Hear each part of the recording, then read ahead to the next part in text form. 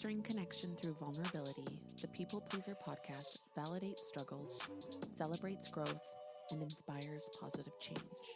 Together, let's embrace authenticity, challenge patterns, and evolve with compassion.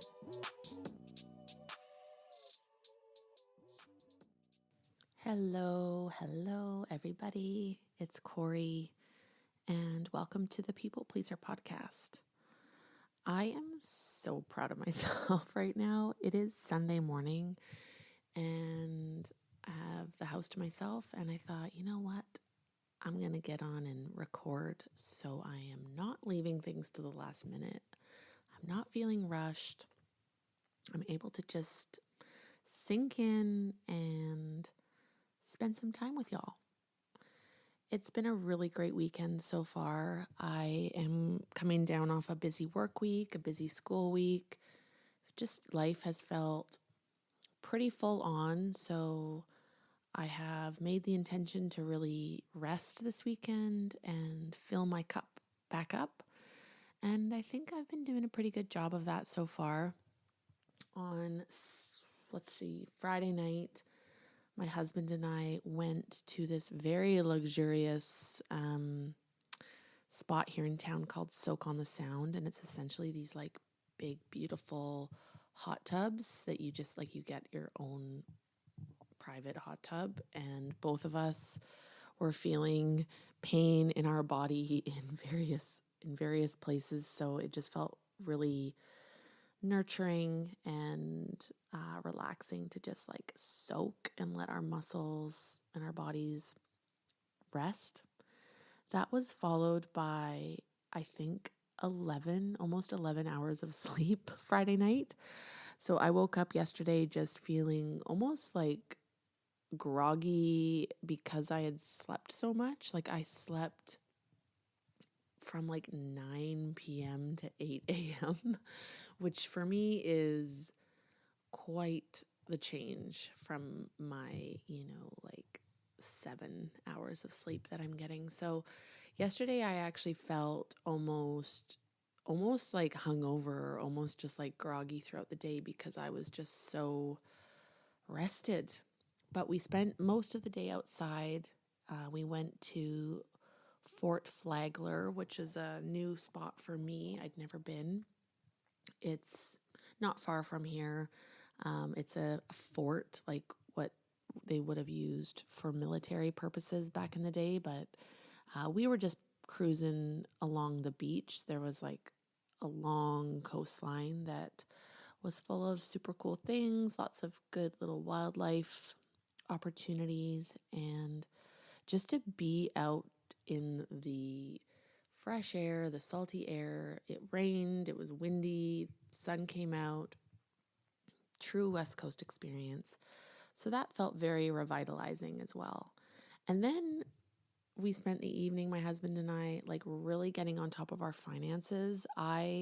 Since moving here, haven't really been contributing in the way that I would like to, just because I've been in the process of figuring out what my income even is and what I have the capacity to contribute. It's also been an opportunity for us to look at our finances and look at okay, what can we lower? What do we not need? What do we have duplicates of? And just trying to simplify our financial landscape, which, let me just tell you, is not fun. It's not something that I think either one of us had any type of excitement about or joy from. But now that it's done, I would say that I can feel a bit of relief from the experience, to just feel like we both have a handle on things. There's nothing left kind of in the dark. It's all out on the table. We both know our role, and now we can both just adapt to those new sets of parameters.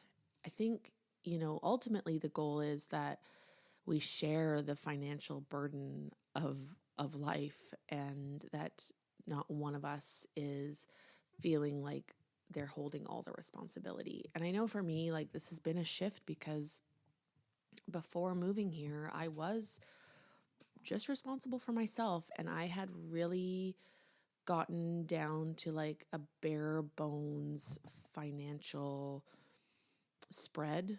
Like I really got things down to a low cost. I really simplified like what services or apps or streaming platforms or like all the things. I really tried to simplify.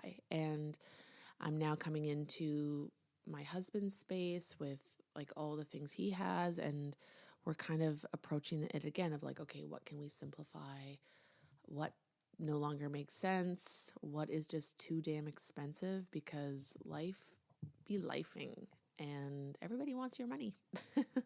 And that's just, it's always kind of a hard reality to swallow. But I'm proud of the headway we made, and it is just like our first few months of cohabitating, living together, figuring out like what is important, what are we willing to let go of, what's no longer serving us. So I am a huge advocate for financial transparency, financial freedom, financial health, like making the implicit explicit in all the ways, as many ways as you can. Just like don't hide things away, because that's where they begin to get big and scary, and we just want to lean into avoidance and regret.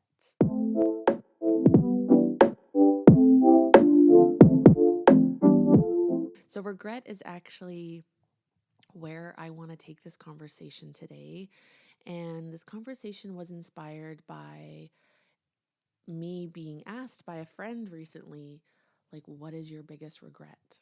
And, I had a pretty quick answer to that question. And that is that actually led to more regret, because I regretted the answer I gave, and I found myself quickly backpedaling or just kind of like, I don't know, sitting with my answer and realizing, you know what, actually, no, that isn't my answer.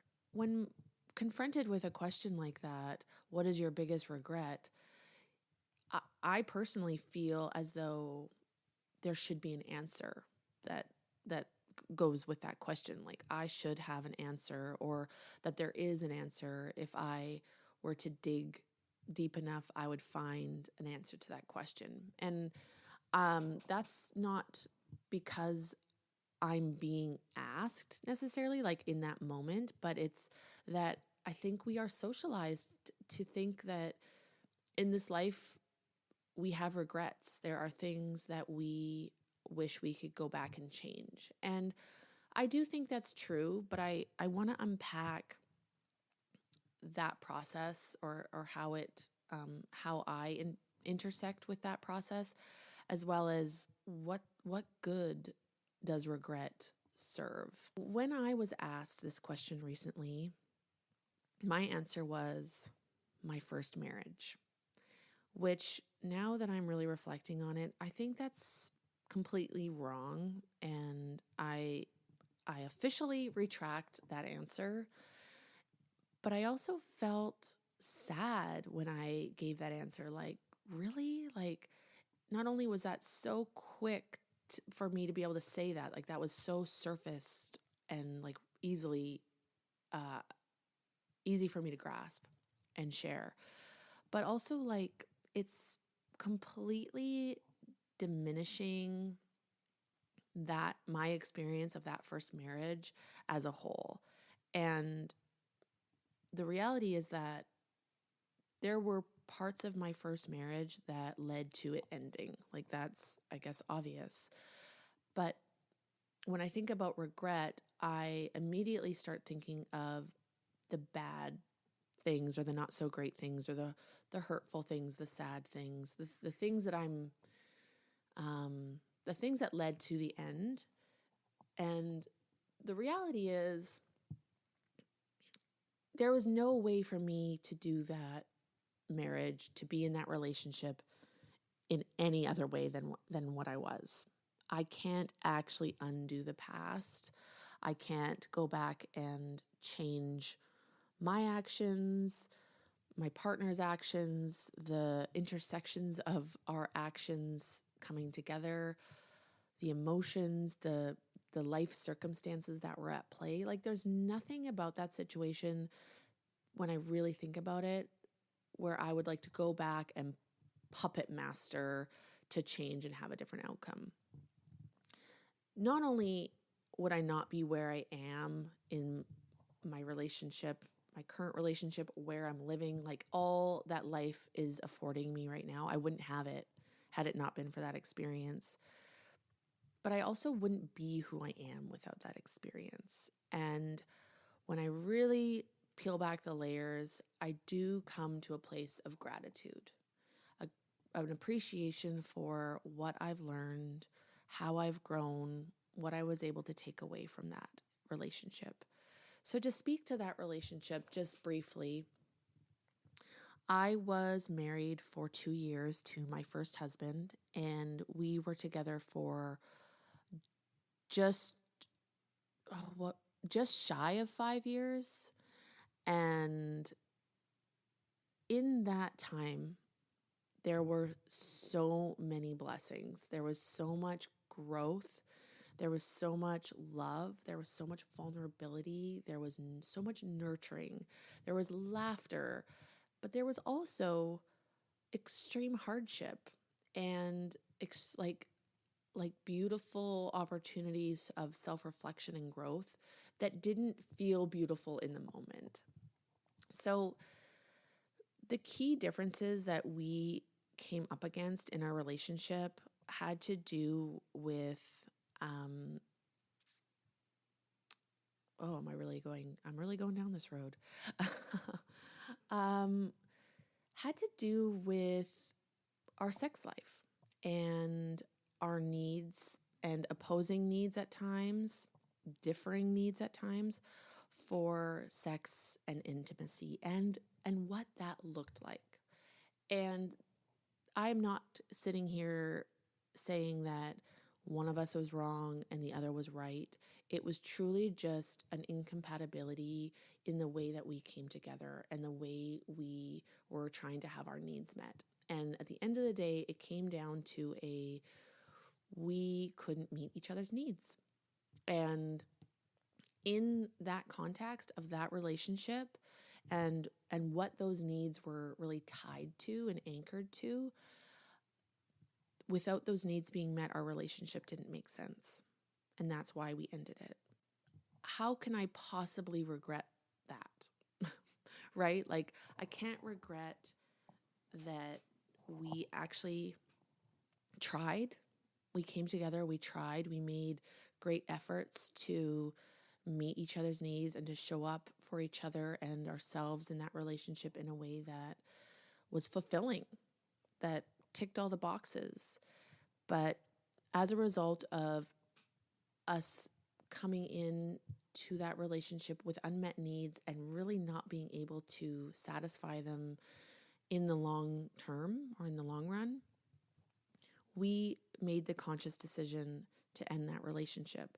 So when I look at it that way, I am filled with so much gratitude and so much love for each other, not only in our willingness to try, but in our willingness to surrender and admit that this ain't working and that's okay. And let's free ourselves of this. So there's no regret there. I don't know how we would have navigated it any differently. So with that, I was actually sharing the analogy of like choose your own adventure with my husband the other day, because he was saying like it's hard to kind of understand some of these concepts of regret, or how regret can actually be gratitude, but in a dark cloak. And I related it to the books I grew up reading, Choose Your Own Adventure. So if you're not familiar, this was like a hot series in the 90s, maybe even earlier, I don't know, but where they were some of my first chapter books. And you would be like reading along, and at the bottom of the page, it would basically say like, if you want to find out what happens at the end of the tunnel, go to page 57. If you want to be rescued by a hot air balloon, go to page 43. And you could actively choose your path. You could consciously choose your path. So obviously we don't always have those like clear markers of like this path leads to X and this path leads to Y. But we can make informed decisions that take us off a certain path. Now, the future is often unknown, or like the learning and the outcome of the path you're getting off of isn't always readily available. Like you don't always know like this is what I'm taking away from this experience. But yeah, like I just really do think like I was on a trajectory in that marriage and in that relationship, and I got off that train. I got off that path, and it led me to a series of decisions and a series of experiences that has wound me up where I am. And so when I think about regret from a previous experience, that would then facilitate a regret for where I am now. Because if I'm wishing the past was different, then I'm actually wishing the present and the future was also different. So that may be a little woo-woo, like a little bit out there, but I think those of you who are listening probably are somewhat attuned to what I might be throwing down. I do think that gratitude plays an interesting role here, where I don't want to weaponize gratitude, or I don't want to diminish hard experiences and just like put this thick layer of gratitude and basically say like, oh, you should just be grateful because you are where you are. Like that doesn't mean that there weren't hard times and that there wasn't suffering and that there wasn't feelings of being utterly lost and confused. So let's just make that abundantly clear, that to be grateful for where you are now doesn't necessarily take away where you've come from and what you've endured. So to not sugarcoat my previous relationship, there were really dark days. There were really hard times. There were moments before we knew that we could actually end our marriage, because the reality is that it took some balls to actually admit defeat and to admit that we actually weren't going to try to make things better. We decided to end things, and there was ego involved. You know, coming out of a marriage that felt like it was just in its early stages, like we had only been married 2 years. It felt like we were still kind of quote unquote supposed to be in that honeymoon phase of those early years of marriage. To admit that we were letting it go and basically, admitting defeat, admitting that we weren't going to try anymore, that our trying actually meant our ending. That played into my ego for sure. That played into like, oh no, what is that outer perception of this failure? And I say failure with a lot of grace and love for us. But what does that look like to others? And as a people pleaser, not only can outward perception feel really important at times, I can also really connect to the feeling of like, oh no, I hope that this doesn't cause concern for other people in their marriages, and that they then think that they could be vulnerable and that they could go down this path. I know I'm not God.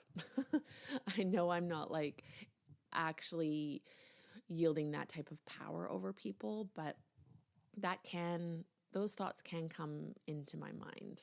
So let's just be honest. I will say though that when we did finally make that decision and we leaned into the power of that decision and the freedom of that decision, there was a sense of relief. There was a sense of knowing that that was the right choice and that's what we needed to do.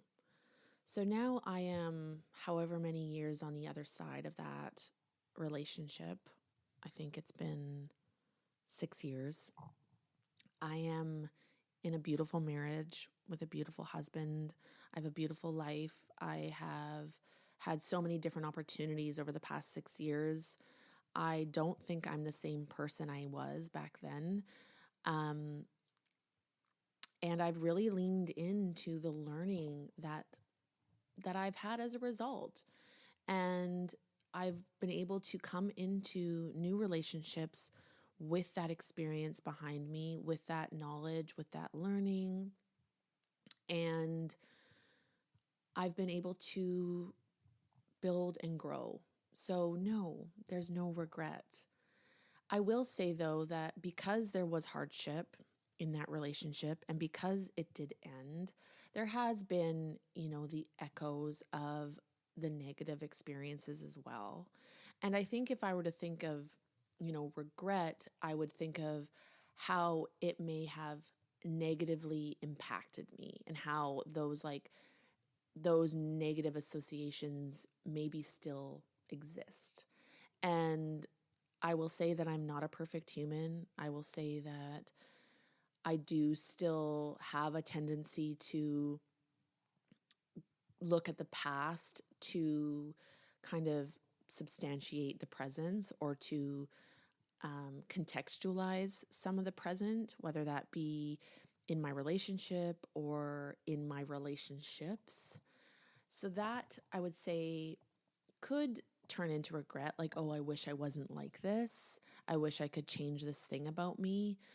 But what I've learned is that, yes, we can find healing by looking at our past and examining our patterns and unpacking some of those experiences. But I would say that the most freedom that is available to us is in the present and is in the future. And it's the way we move forward, the way we approach change and the way we approach being adaptable, that will release us from any type of pain and suffering. I think that it's kind of interesting because I am pursuing a career as a counselor, and so much of that work is rooted in unpacking our history and trying to understand ourselves in relation to our previous experiences, our past experiences. So it's interesting to find that balance of like how much to sit in the past and how much to like look at the future and look at the present. And I think that's a balancing act. And I don't know that there's a right way or a wrong way universally. I do think that's a very personal endeavor. I do want to touch on gratitude just briefly. I know I already mentioned like gratitude can kind of be shoved down our throats a little bit. And I do think there's more to it than that. I've been really loving, I have the 5-minute journal, and it's a very easy, very non-threatening approach to journaling, which I really appreciate. I've always been a journaler, but in recent years, I've definitely journaled less than what I used to. And I think journaling comes to me when I need these opportunities to like process my feelings or process my thoughts. But the 5-minute journal has a really simple structure. And what I really like about it is it just prompts you with a few questions in the morning and a few questions in the evening. And it's meant to just sort of set yourself up for the day and then reflect on the day. And some of the prompts are, what are you grateful for? And because it's asking me this every single day, I am in this like reflection process daily of what am I grateful for? And sometimes I go deep. Like sometimes it's like these larger themes in life, like these overarching themes of gratitude. Like shelter, like access to food, like my community. And then other days it's like this cup of coffee or, like I had a great sleep last night. And I just think that incorporating gratitude in a more bite-sized daily practice allows us to kind of keep it right-sized. And I mean, I think gratitude is a blessing if you can access it. But I also think that we don't have to be in this sort of like sugar coating, like rose colored glasses state of being all the time. So if you need permission, here it is. Like, not everything is rainbows and butterflies every day, but I will offer that incorporating small amounts of gratitude into your day can just like create a bit of spaciousness, a bit of levity in your day if you need that. The other thing that I really like about my 5-minute journal is that it asks for 3 highlights of your day. So like really looking at your day, like what was good about today? And it asks what would make today great. So kind of positioning yourself towards a fulfilling day or a day that maybe you're accomplishing a goal or you're moving with a specific intention. It also asks at the end of the day, like, what did you learn today? And that actually can be sometimes the hardest question for me to answer. I don't think I always have that awareness throughout my day of like, oh, I'm learning something. But again, it doesn't have to be these like big moments of growth and learning. It can be like, I learned how to make a cortado at work today, or I learned that I like being around this person, or I learned that a little bit of movement in the morning just feels really good. So this is not a plug for the 5-minute journal, but it is. It's a plug. It's great. I love it. So look it up if you're curious, if you're looking for an opportunity to just kind of set intentions and maybe reflect a little bit on your day. This conversation felt great. What I'm learning from this conversation is that sometimes starting the podcast earlier in the day with a cup of coffee in my hand is easier than the end of the day. But I think I bring different energy, different perspectives based on my energy, based on the day itself and what it entails. But I hope this was a good one. I hope you enjoyed listening. I hope that this provided an opportunity for you to reflect on your own relationship with regret, your own relationship with gratitude, and maybe how those two concepts or those two experiences intersect. I'll talk to you next time. Mwah. Once again, this is Corie with the People Pleaser Podcast. Thank you so much for supporting the podcast. And if you liked what you heard, please consider leaving a 5-star rating and a review on either Apple Podcasts or Spotify. You can find daily content from me on both Instagram and TikTok. Thank you so much for listening, and I will catch you on the next episode.